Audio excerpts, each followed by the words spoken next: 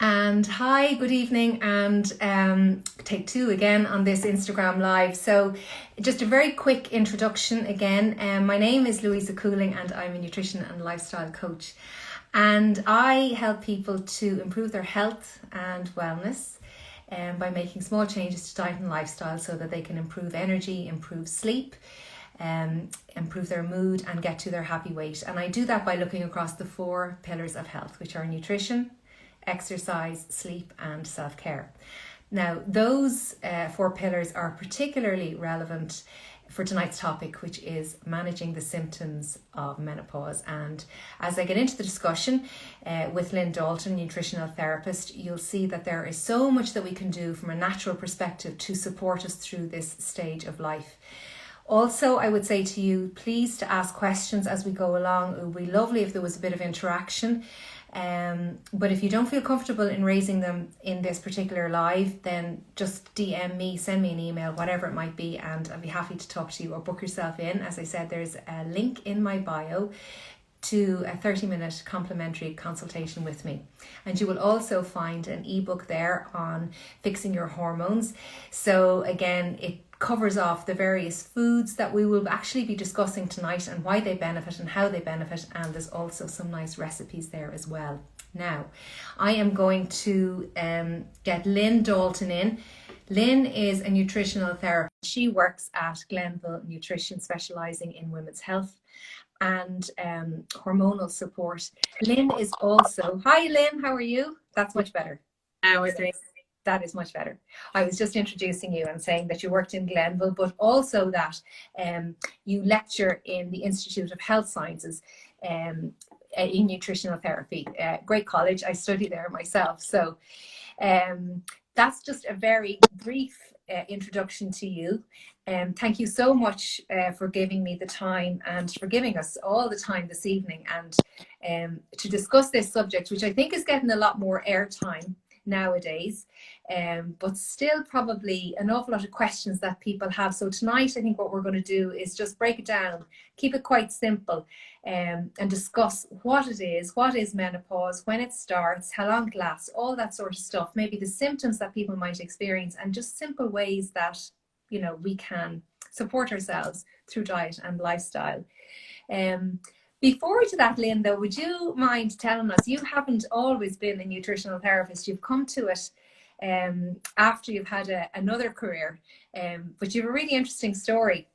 yeah, that's right. So this is my second life, I suppose. So I used to be an accountant back, 10 years ago at this stage. So I have three daughters, but after the birth of my now 8-year-old, I had a very, very empowering home birth with my 8-year-old, and I kind of got this sense of I can do anything after that. And kind of opened up a whole new world of not so much alternative, but wellness and, outside what I would have typically kind of known. So I did the same as you. Actually, I went and did NLC with IHS and was just completely hooked from day one, and then went on to study nutritional therapy. And in my last year IHS, I wrote a literature review or a thesis with now colleague Kira, and that kind of gateway into Glenville Nutrition as a practitioner with them. And then 2 years ago, I had an opportunity to apply for a position with IHS. So I kind of split my time 50-50 between the two, and I love kind of both parts of my job, really. I love the teaching part of it, and I love the client to practitioner part of it as well. Yeah, it's you've had an interesting background, and it's probably not unusual for people who end up in nutrition to have had a past life and a past story, and they have migrated into it. So that all lends itself, brings lots of experience, which I think is fantastic. Yeah, and I can still do my own taxes as well. Okay, you can do mine as well. No. Okay, so menopause, like, where do we start? As again, I think it's a subject, as I've said, we all go through it as women, but our level of knowledge and understanding of it is probably at different stages. So how would we describe it? What can we say about it just to break it down? God, well, I suppose it's a bit of a how long is a piece of string kind of issue, because I mean, you've kind of got the three stages of it. You've got perimenopause, menopause, and postmenopause. Those three stages can span, you know, 5 to 15 years of a woman's life. So what is, you know, a natural kind of biological progression, you know, can last a very, very long time. So typically women will go through menopause, you know, at any time between, you know, early 40s to 55. The average age is about, you know, 51 roughly. But that perimenopausal stage can start, you know, 10 years before menopause actually happens. And I suppose those symptoms associated can start back then as well. So those, you know, fluctuating hormone levels and the drop in estrogen, you know, can start years before the actual cessation of the menstrual cycle, which signifies actual menopause, is when you haven't had a period in a full year. But things can start to happen, like obviously a long time before that, and women can get very irregular periods, very heavy periods, very light periods. They can get, you know, dry skin issues, hot flushes, night sweats, dryness, vaginal dryness, hair dryness, skin dryness, joint pain, weight gain, anxiety. You know, the list is just endless, and we can get those symptoms to varying degrees. Okay. So perimenopause then is the stage that occurs when all these symptoms can be occurring. And from what you're saying, that can go on for any number of years. It can start, probably could start in your early 40s. Yeah. Yeah, Absolutely. So what can we do even at that stage before we move on to anything else? What are the things that we can do to, first of all, understand what's going on with our bodies, but to support ourselves through that? Or what advice would you give someone? You know, should we go and get tested? What can we do? Yeah, I think the testing is definitely a good idea, because, you know, a lot of those symptoms can be associated with perimenopause, but there's a lot of similarities between perimenopausal symptoms and thyroid issues as well. So I suppose it's important to not just put everything down to perimenopause. You know, you could feel rubbish for 5 years and put it down to perimenopause, but, you know, there could be something else at the root of it. So, I mean, if you do feel awful and you are getting symptoms, it's definitely worth, you know, visiting your GP to get just standard blood tests done, standard thyroid function test done, you know, B12, folate, vitamin D, all those relatively simple things to get assessed, just to make sure you're not missing anything and you're kind of covering all the bases there. Yeah, because there are so many similarities and crossover with symptoms that are associated with menopause, but it could actually be, you know, an underactive thyroid, for example. Absolutely, absolutely. And it may well not be, but at least it's good to kind of know what. Yeah, exactly. Yeah. So do women suffer from symptoms to varying degrees? Or for example, you know, if your sister or your mother had particular symptoms, either good, bad, or indifferent, is there any sort of genetic connection you know, that would suggest that it carries on in a family? Yeah, there can be. There can definitely be big, even aside from menopause, there can definitely be big hormonal similarities between siblings and mothers and things like that. So there might be a history of, say, early menopause in a family, or there might be a history of, you know, other hormone issues like endometriosis or PCOS, or very, very bad PCOS or PMS. And that can kind of cluster in families, definitely. And there can be the same for menopause. Like, I would often hear, you know, clients might say, oh, my mother had an awful menopause, and her mother had an awful menopause, and, you know, quite worried about how it's going to affect me. Yeah. But yeah, it definitely can. But, you know, there are definitely women who sail through it without too many, you know, prolonged or severe symptoms. So it's not a foregone conclusion, or, you know, a jail sentence coming down the road. Yeah. So let's just, before we go on to kind of talk about how we can support ourselves. So we go through perimenopause.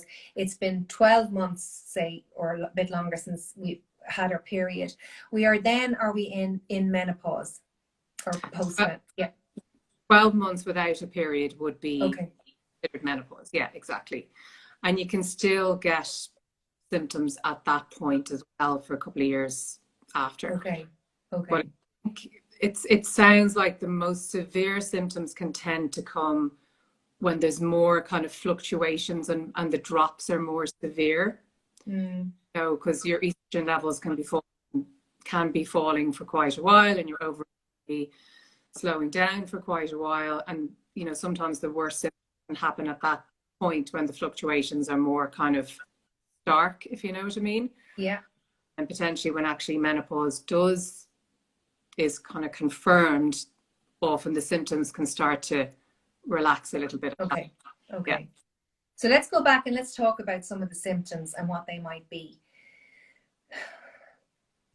So, yeah, I mean, hot flushes, night sweats, definitely a bigger propensity for storing body fat, particularly around that midsection. Women would often say, I always had a flat stomach, always had a waist, and then all of a sudden menopause hit and I have this roll of belly fat and I'm eating the same as I was and I'm exercising the same as I was. What's going on here? Like, that's definitely complaint. Insomnia would be another kind of really, really big one. Women who have been like really good sleepers all their lives will suddenly, not be. So that's quite difficult for people as well. What's causing that, Lynne? Like, can we just explain to people, just so we can get an understanding of why all these, obviously changing hormones, but what's causing the belly fat? Or, as one example, what's causing the insomnia? So the belly fat, I mean, can be a few reasons, but one of the main reasons can be these kind of hormonal fluctuations can put a little bit of pressure on your nervous system. So your body can be producing a lot more cortisol. It can be in that kind of fight or flight state a little bit more often than it was before. So the body has this lovely way of trying to protect us from this fight or flight state, and it kind of conveniently puts these fat stores within easy access around our belly, so they're there if we need them. So I mean, it's nearly a protective kind of mechanism that we don't really want to happen. Yeah. The other thing as well is that fat that we keep around our belly isn't kind of inactive fat. It isn't fat that just doesn't do anything. It's like a hormonal factory that nearly has this vicious circle of propagating itself, so it's not a kind of inert fat. So that doesn't help either. I think as we get older as well, our metabolism just naturally does slow down a little bit as well. Definitely a factor. So there can be a few different things kind of feeding into. Yeah. And so there, and we will talk about the food now, but I mean, the one thing obviously that's so important is that whole area of stress management. Yeah. It really is, because obviously if your ovaries are not producing estrogen anymore, you still want estrogen. It's not a bad hormone. It does lots of really protective things in the body. It protects our heart health, it protects our bones. So we do want that estrogen production to still happen. And when the ovaries kind of shut down, your adrenal glands still produce estrogen, which is helpful for us. So your adrenal glands, obviously being the site where your stress hormones come from, we want to kind of keep them happy. So if you're very, very stressed out, maybe that system can be compromised a little. So yeah, stress management is kind of more important than ever if you are perimenopausal or menopausal. Yeah. And obviously there's lots of things that we can do to support that. And probably as well, if we find that we're gaining a bit of weight, sometimes we'll just turn to do more types of exercise and, heavy workouts, because we think then that that's going to burn the calories and burn the fat, when in fact, as we know, that can create a higher level of stress in our body, which can then lead to what we don't want, which is more weight gain. So it's Exactly. probably really important, isn't it, to get a good balance of exercise, both the high intensity, which is very effective, but also the slower type yoga, Pilates, and walking. Benefits from that can be there, and we shouldn't sort of forget about those. Yeah, I always say train, don't drain. Yeah, that's really good. It's like listening to your body. Exactly. And like sometimes the things that you could do when you're 25, you can't, they don't suit you as much when you're 45 or when you're 50, and you kind of have to adapt as your body changes.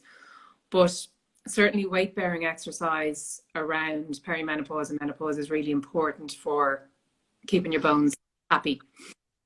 Because obviously when that estrogen starts to drop off, estrogen is protective of your bone. It has a big influence on how fast your bone is broken down and built back up again. So again, your bones can be exposed at that point, and we want to keep them. We need to pay more attention to bone health at that time in our lives. So, that weight bearing exercise helps with that a lot, as well as the dietary things we can talk about. Yeah. And of course, weight bearing, walking is a fantastic weight bearing exercise. Yeah, absolutely. And using weights, using body resistance, whatever it might be. But there's lots of ways that you can build it into your routine without having to go to a gym. Absolutely. Yeah, some people kind of don't want to join a gym. It's not for everybody, but even, doing squats in your kitchen while you're waiting for the kettle to boil to make a cup of tea, that's weight bearing, or just getting some relatively light weights and doing some things at home. They all count. Yeah. And of course, other issues then that may present themselves that people may not be aware of, but maybe heart issues, cardiovascular, and because you've mentioned the whole area of our cortisol levels, that can interfere with our ability to balance blood sugar. So it may not be unusual for issues around diabetes and so. But anyway, the good news is that there is an awful lot that we can do by making simple swaps and changes to our diet. And maybe we can talk a bit about those and what the main things are that you would advise. Yeah, definitely. So I suppose the cornerstone of any kind of hormone balancing program, or helping to kind of soothe menopausal symptoms, is, and I just have to say, first of all, I mean, I'm practicing a good long time now, and I'm always surprised at how effective, and I shouldn't be because I'm doing this, but I'm always surprised at how effective relatively simple dietary changes are for hormonal issues. Like, they really do make a massive difference. So we can definitely talk about sugar and caffeine and all those kind of things, but getting the basics right and the simple things right can really make a big difference. So one of the main things I suppose to talk about maybe is phytoestrogens. So I mean, it potentially sounds like something that you don't want to use. Sometimes it isn't quite intuitive, but if you think about it, you've got estrogen receptors all over your body. Okay, so you have them on your breasts and your bones and your brain and your ovaries, everywhere. And what you want to happen is a mild estrogenic effect on, say, the brain and the bones, where you want that protective, benefits to happen, but not so much, say, on the breasts and the ovaries, where you just don't want them to be too kind of upregulated. So phytoestrogens actually work nearly like a lock and a key. So the lock would be the estrogen docking stations, say, on the different parts of the body, and the phytoestrogens act like a key. So they open up the estrogen stations in a nice selective way where you want them to open up. So they have this estrogenic effect on the brain and the bones where you want them to, but they don't have the estrogenic effect on, say, the breasts and the ovaries where you don't want them to.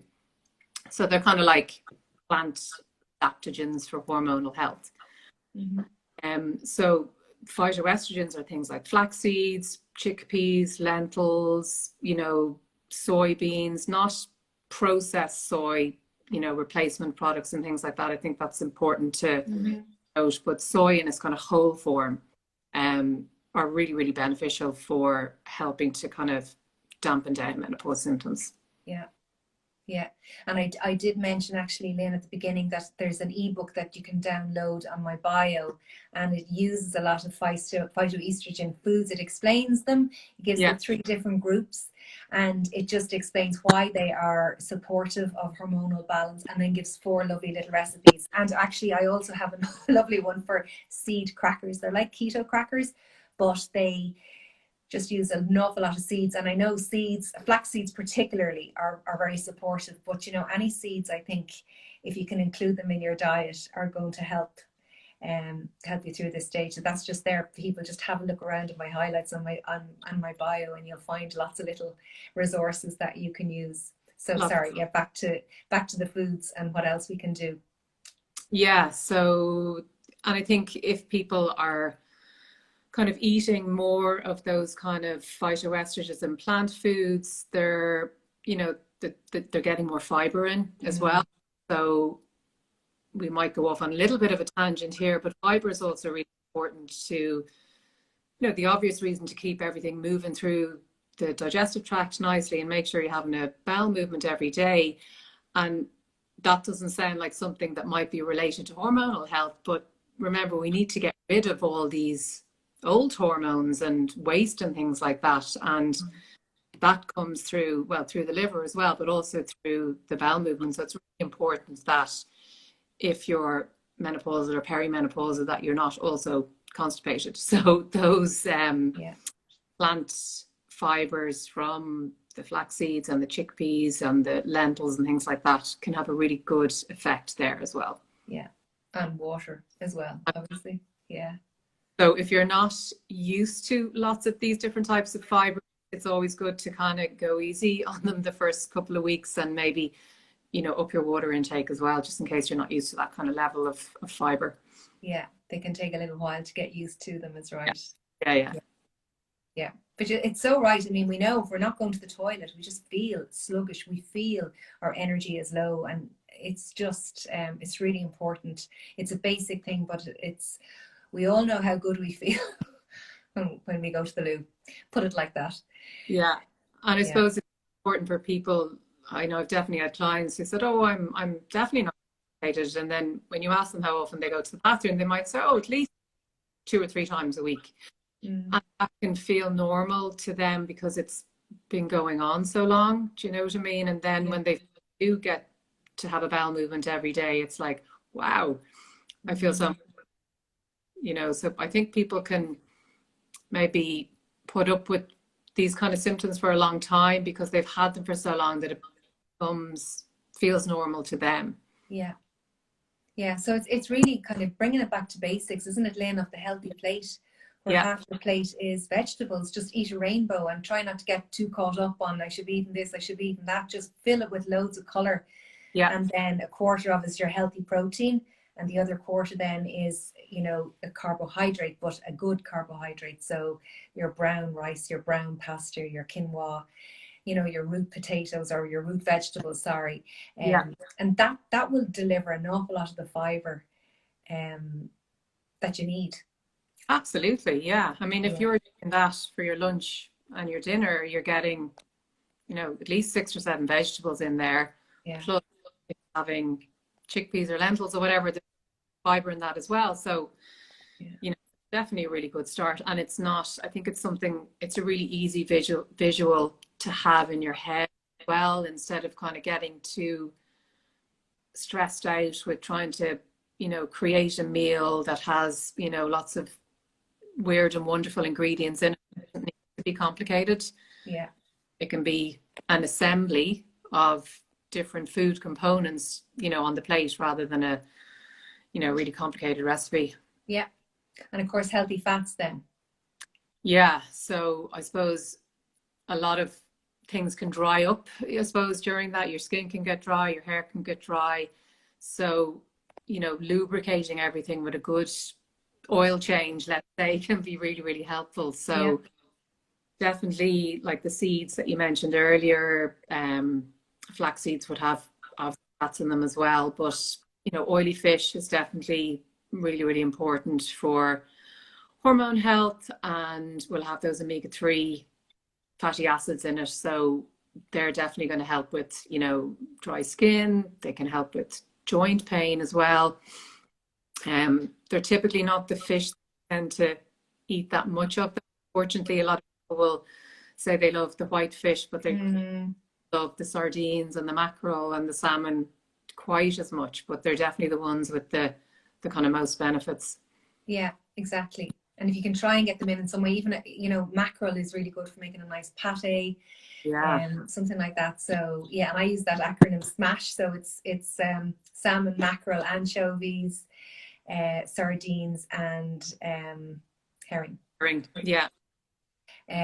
But yeah, we do try to get them in as much as we can, and obviously then you're going to get a certain type of omega-3 through your seeds and your nuts. But as you say, getting it directly from the fish is great. And then you have your avocados, olive oil, olives. So yeah, there's lots of ways you can get it. So we've covered fiber, we have covered fats, fruit and vegetables, hydration. What else can we, and phytoestrogenic foods, what else can we bring in terms of the food? Sorry, go ahead. Yeah, no, I just thought, when we talk about what we eat, but sometimes when we eat is really good as well, isn't it? In terms of supporting our digestion, which we'll talk about in terms of gut health, but even just resting our digestive system for 12 to 14 hours every day, that's going to support your digestion, giving it a break. But also when you eat in between kind of a 10 to 12 hour window, that can really support weight management as well. Which is something that we've spoken about, obviously belly fat. So again, you're not talking about reducing the amount of food you're eating per se, but you're just eating within a shorter window, and that in itself can be really, really supportive. Yeah, definitely. So yeah, you're not really talking about kind of severe calorie restriction or anything like that, but even having the same amount of calories in a shorter window. So what we can typically fall into is, this grazing pattern where we're kind of eating, every 2 hours or every 3 hours all through the day, and having a snack at 10 o'clock at night, and then having your breakfast at 7 o'clock the next morning. But literally, there's very few hours where you're not eating. So, and at night, that's when your body does the cleanup, it does the housekeeping, and your digestive system gets a nice break. So I think most of us should be trying to aim for at least kind of 12 hours in 12 hours.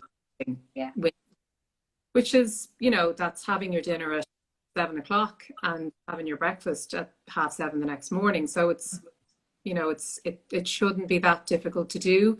And if it is, you can start at 10 hours and gradually work your way back. But it can be just a habit, Lynne. It's just about pushing it out maybe by a little half an hour. And I think also realizing that every time you eat, you are releasing, or insulin has been released into the blood, and insulin is a fat storing hormone. So as long as insulin is in your blood, you are going to store fat. You're not going to burn fat as such. So that's another little thing that I think if you can kind of stick to your 3 meals, sometimes, if you're moving from a kind of a diet that was maybe full of processed food and, lots of carbohydrates, it might be difficult for a little while, and it's okay then to maybe eat every 3 hours or so, all the time, ensuring that you're eating protein with a carbohydrate, because that's going to help to balance your blood sugar. So if you're having an apple, have some nuts with it.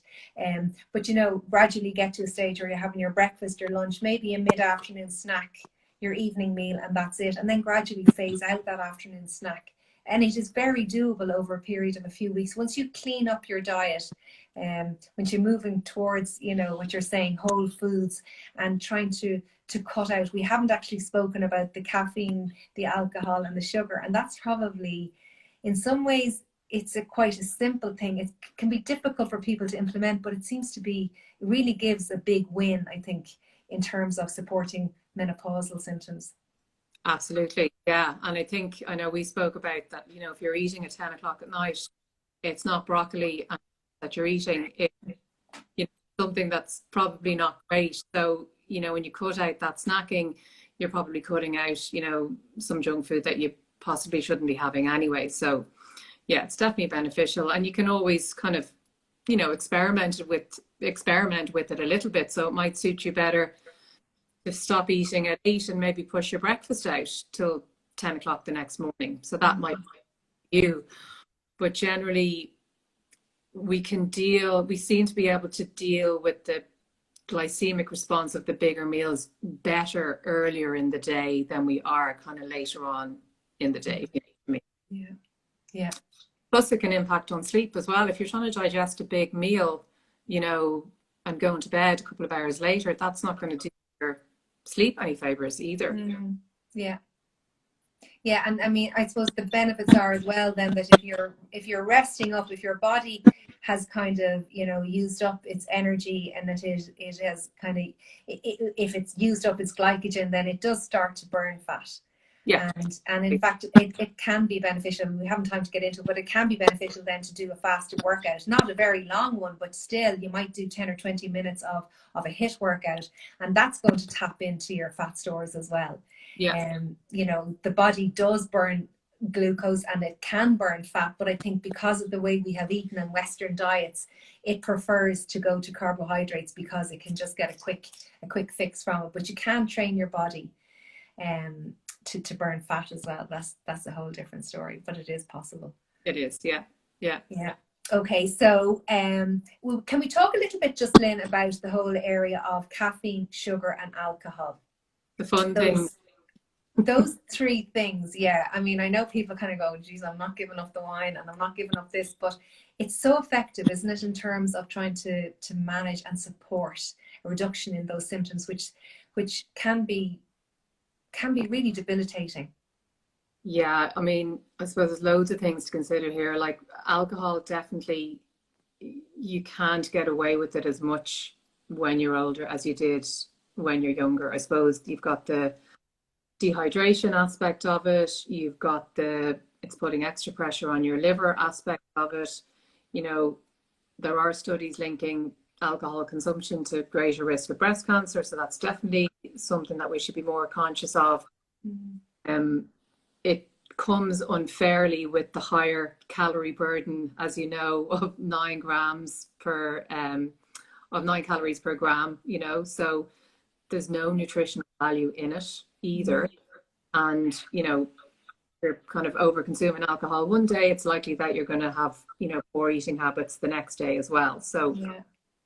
And of course, it's using up all minerals and nutrients to detoxify and clear it out of our system that should be really directed towards the other functions that our body carries on.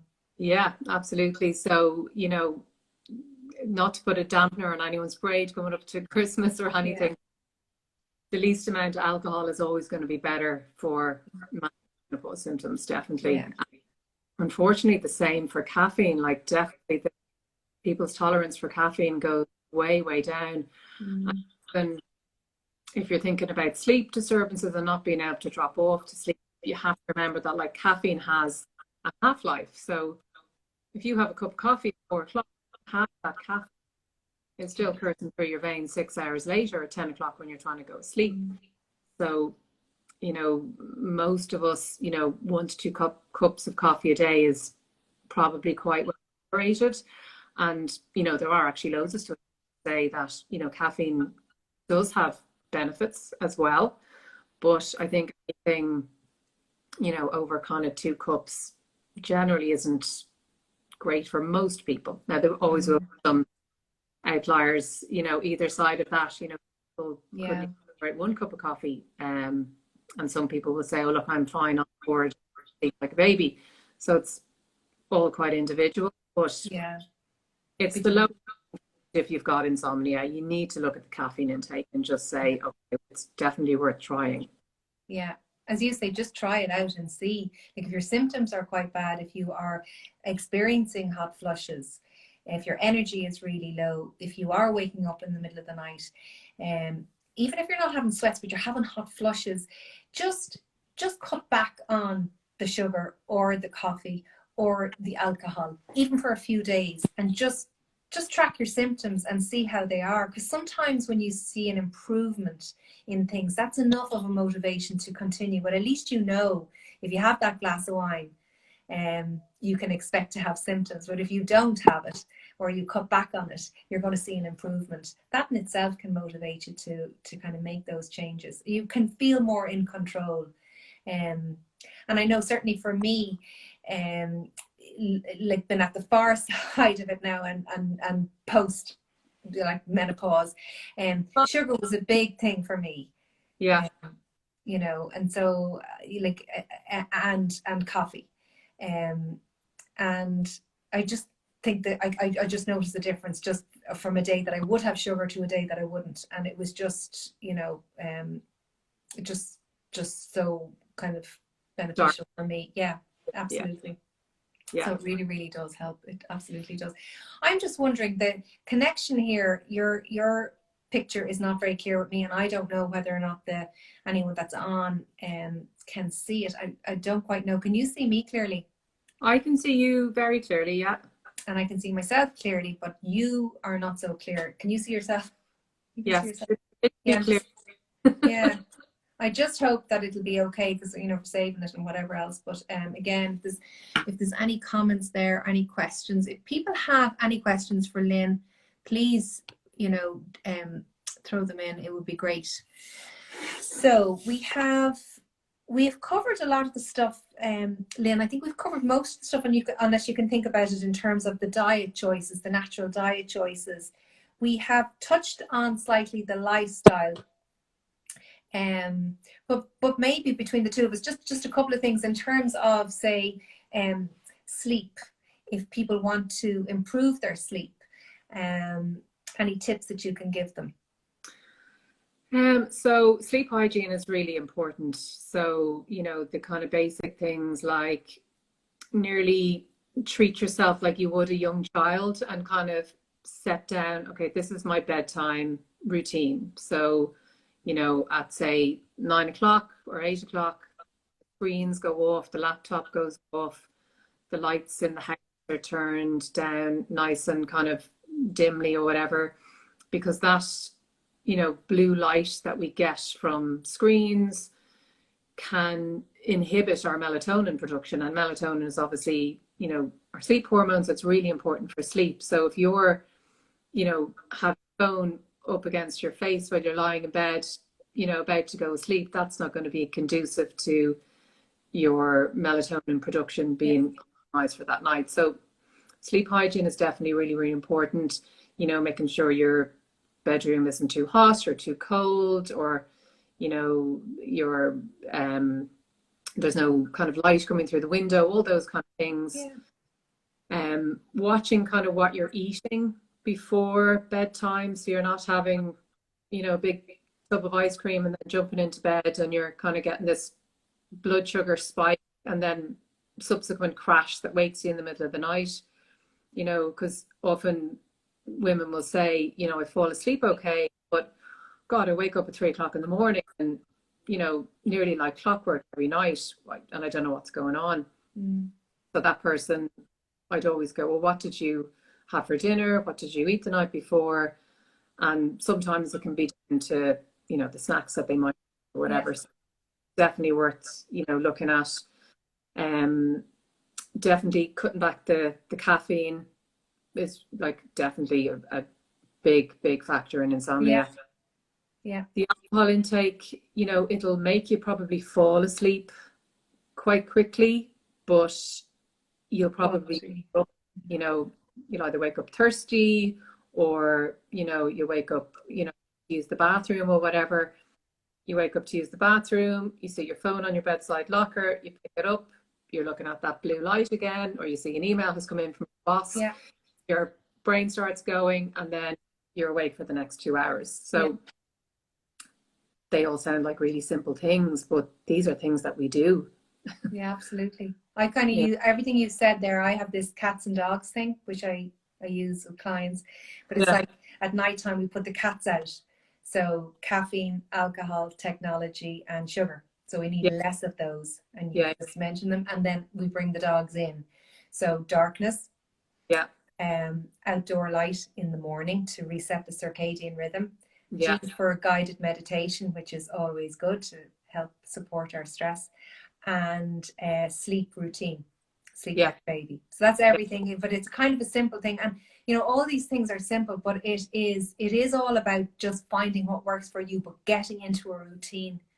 And really, I think technology is just, you know, it's just, oh, it's 24/7 nearly, isn't it? Our phones are beside us on the bed, and Yeah. it's such a poor habit, really, myself included. I I think know. Yeah.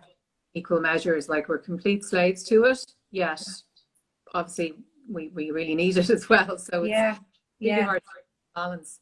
And But especially, it might be, sorry, Lynn, but it might be even that just, you know, decide over Christmas, you know, when things calm down, we're on our holidays, just give it a go for the 5 nights. Just get rid of the technology from 7 or 8 o'clock, and read a book, prioritize your sleep, and just see what a difference it makes. It really, really does. When you wake up with a bit of energy, your food choices are so much better the next day because oh you're not flagging, you know, and you're not reaching for the stimulants, which then yeah, just sends you on a roller coaster. Blood sugars up and down, and it's that, just going from coffee to bun to coffee to toast to whatever it is.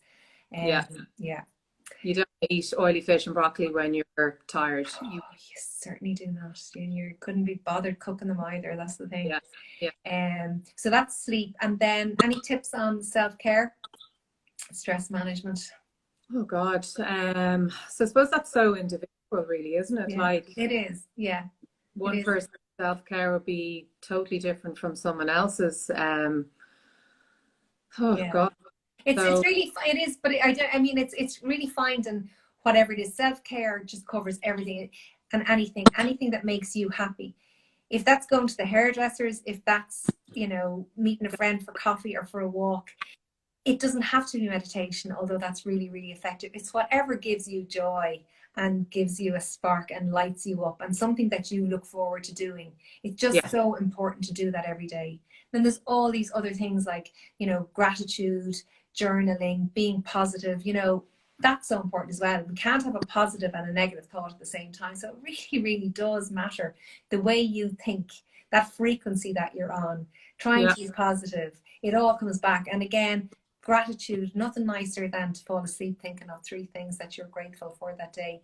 You always find them. No matter how bad your day is, you will always find 3 things to be grateful for. And I think that's a lovely way to fall asleep. And it kind of, you know, the next day, I think has a positive impact on how you greet the morning, get out of the bed, 2 feet, you know, on the ground, and, you know, thank you, I'm alive.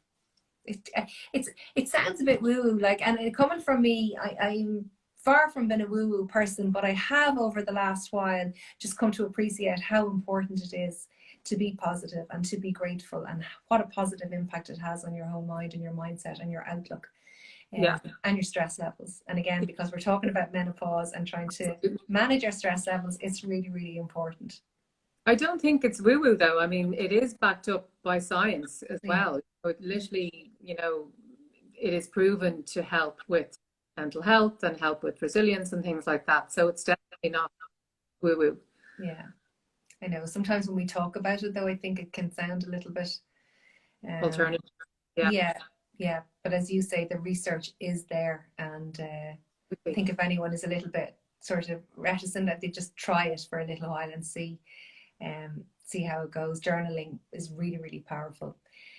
And then the other pillar, which is movement and exercise, and we've touched on that in terms of so important to keep moving and regular movement, and, you know, moving throughout the day, but the right sort of movement, weight bearing, but also the slower type, the yoga and Pilates that will kind of help support cortisol and keeping those stress hormones at bay. Yeah, absolutely. And I think also in this era, we're all sitting at our kitchen desks or our home offices all day long. That kind of difference between, yeah, it's great to kind of go to the gym for an hour, or, you know, do Joe Wicks or whoever online for half an hour. Mm. But if you're spending the other 6.5 hours of the day on your bum, then, that's not great either. So we really need to be kind of working movement into our day all the time, like get a standing desk, put an alarm on your phone if you have to get up and walk around, walk down your stairs, or even just getting outside and doing a quick 10-minute stroll around the estate or whatever. Yeah. Movement is really, really beneficial as well. More beneficial than just doing, half an hour and then back to seated position. Yeah, 100%. Totally. I totally agree with you. And, if you have to go up the stairs, again, build in your positivity and your gratitude and say, thank you, I have an opportunity to run up the stairs this time. And again, like that does make, don't kind of grumble because I have to go up and get something, but look at it as an opportunity to move. And as you say, it's so important. And all the research is there as well on NEAT, this non-exercise activity, thermogenesis, and the importance of it in terms of our health. And sedentary lifestyles they're not good. Good. So any opportunity we have, even to stand up and jump around and to move around, I think it's that whole thing of changing position as much as we can, that's proven to be supportive of just good health in general. Yeah, I mean, that NEAT movement that you've heard to, I think nearly 30% of our energy requirement in a day, which is huge. Yeah. So, and I mean, the studies even on people who are naturally jittery, there's people who'll naturally shake their leg or tap on the table or just be more light kind of people. They burn more calories than people that don't because of that kind of NEAT movement throughout the day. Not to be kind of underestimated in terms of, even weight management for menopause or perimenopause. Yeah, absolutely. That 20-minute walk not only will balance your blood sugars after your evening meal, but it's again keeping you moving. All of that is supportive again of insulin sensitivity, which will, impact on your food, your cravings, your food choices, your mood, your sleep, everything. So every bit of movement that you can incorporate into your day is supportive. That's the way I would look at it. Nothing doesn't count, if you know what I mean. Yeah. Probably bad language, bad English, but you know what I mean. Every 10 or 15 minutes that you can include in movement in your day is going to be supportive to everything, mental health, physical health. Yeah, definitely. So I think we have covered so much. What would you say, Lynne, are the kind of main takeaway points for women if they wanted to take 2 or 3 points away from this evening's discussion? What would you advise? So 3 take homes. So I would say, to make it into a kind of a doable action step, let's say, is if you're going to start including phytoestrogens and things like that, you can just say, okay, 3 dinners out of the week are going to be vegetarian based dinners, because that'll naturally bring in the chickpeas and the lentils and, all those lovely pulses and beans. Definitely, printing off that visual healthy plate and sticking it on your fridge is really helpful, because half a plate of vegetables in as much color and variety as you can kind of get in will have so many benefits, because from all that color you're going to get those phytonutrients, all those cofactors for energy metabolism, you've got that fiber, and you think of the quarter for the complex carbs. It helps us not to overeat that bit of the plate, because if we're going to overeat something, it's going to be the carb bit that we will. We're not going to overeat, the spinach or the broccoli. So, keeping it to that quarter plate is a really helpful guideline. And then obviously making sure that you're getting that protein in the other quarter of the plate, because that's the macronutrient that's going to make you feel satiated and full. Yeah. So I think that's really helpful. The caffeine, just assessing your kind of caffeine use. I hope that's tea. Is that tea that you have there? Oh gosh, yes, sorry. It is. Do you know what it is? It's Tulsi tea. I was thinking, was it that? Yeah, really nice. Adrenal tea, really good. And I do have it at night time. And I just find it does support sleep. Yeah. So if you're on 4 or 5 cups of coffee a day, don't go from 5 to 1. Take out the late in the day and kind of work back. Yeah. I think that's key, Lynn. I think it's all about, making just small changes that are sustainable. And as we are approaching the new year, New Year's resolutions, and people wanting to kind of improve health or lose weight or whatever, I mean, that's all commendable. But we all know that we can stick at something for 2 to 3 weeks, at a push. But if we really want to make a change to our lifestyle and we want something to be sustainable, then we have to kind of make it easy, and we have to make it enjoyable. And it really is easy just to cut, as you say, cut back on 1 cup of coffee and sub that in with a herbal tea or an extra glass of water. How many of us probably don't have enough hydration, including myself? I have to focus on it every day. It can become a habit. I carry a water bottle around, but some days are just better than other. But simply by cutting back on 1 or 2 cups of coffee every day and hitting your 1.5 to 2 liters of water, that just drives the energy up. It really, really does. Absolutely, yeah. And if you're having the dry skin issues and things like that as well, like, definitely, are you drinking enough water? Yeah. It's definitely, start like the low hanging fruit. Don't kind of ignore that. And as you say, it's very easy to fall into that kind of 1st of January syndrome where you're doing 57 things all at once, and then by the middle of January you're completely miserable and you haven't done any of them. So it's definitely the small things done consistently and until they're bedded down, and then you pick something else and you master that and you bed. Yeah, and there's loads of things people can do between now and the new year. You don't have to wait to the new year. You can start drinking more water tomorrow. You can put on your runners and get out for a half an hour walk. You can, if you want to get to bed maybe a half an hour earlier, or turn the phone off a half an hour earlier. And already you have done 2 or 3 things, picking one thing from each of those 4 pillars that I always talk about. And if you were to do that every day over Christmas, to commit to yourself that you'll drink extra water, you'll come back on 1 coffee, you'll get out for a 30-minute walk, and you'll get to bed at a regular time or whatever it is. That's going to be a huge thing if you can bed that down between now and the new year. You're already off to a great start. Absolutely. Yeah. It's the simple things done consistently, definitely. Yes. Yeah, absolutely. I think we have covered so much. And again, just to say again, like, if anyone has joined late, please just have a look at the bio. There is an ebook there, as I say, for foods that help support your hormones, and just download it. I think you'll find it very helpful. And again, if anyone would like to talk to either Lynne or myself, well, obviously you can directly message myself. You can book in for a consultation. I still have some slots left between now and when I finish off for Christmas next week. So treat yourself, and we'll just have a conversation and a chat and see if there's any particular health issues, hormonal or not, that are bothering you, that with a few tips that I can give you, you can sort of get on the straight and narrow, and you can hit into 2021 sort of feeling at least that you have a plan in place. And with regard to you, Lynne, if anyone wants to get in touch with you directly? So they can DM through the Instagram, I suppose, would be the quickest way. Yeah, great. And has anyone any questions? Actually, I should say as well that I have a particular food plan that has about 45 different recipes, but they're all